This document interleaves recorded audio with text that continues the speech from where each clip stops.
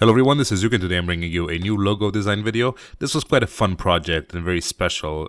It wasn't really a logo for a company like I usually do them. It was more of a title picture for a new show that JP McDaniel is putting out. You may know him as the host of State of the Game, RollPlay for, Dungeons and Dragons. And this will be a new show that he hasn't had a chance to announce yet, but it's pretty high profile. It's for Warhammer. It's called RollPlay Dark Heresy. It will feature himself. Total Biscuit will also be participating.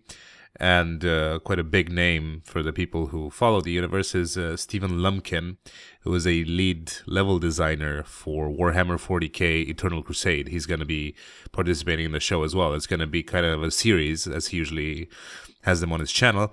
And since I've previously done work for him, quite a bit actually, I'm responsible for the logo for State of the Game, the logo for the Dungeons and Dragons roleplay, the new one, not the old one. And also, this will be the third project I make for JP. And he wanted basically something that just screamed Warhammer. So, since I'm very fond of the art style, I have no actual personal experience with the game. The only game in the franchise I would say that I've played is Space Marine, which doesn't really qualify because Space Marine wasn't that fantastic in my opinion. But yeah, I haven't had the chance to play any of the board tabletop games or anything like that. Mainly because not because I didn't want to, but because I didn't have anyone to do it with. People I hang out with usually aren't into that sort of stuff.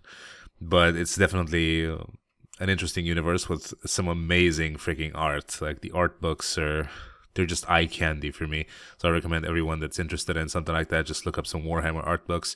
They have paintings in there from a long time ago from the guys that were doing them by hand back then when there was no digital stuff. It's just some amazing artwork. So for me, the art style, yeah, I'm very fond of the monstrous creatures, of course, but the other stuff is also interesting. So here it was sort of a logo inspired by the title for Warhammer 40,000.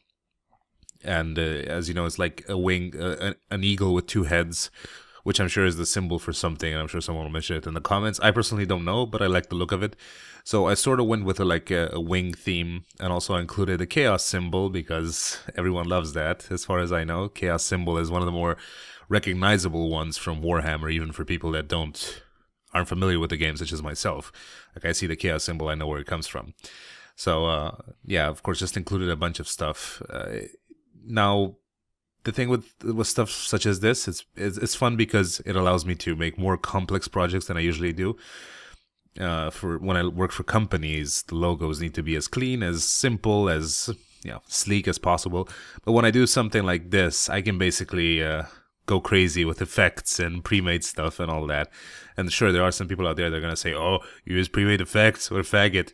But to be honest, those people have no idea what they're talking about. If you knew how many professionals actually use pre-made kits, you'd be quite surprised. These exist for a reason.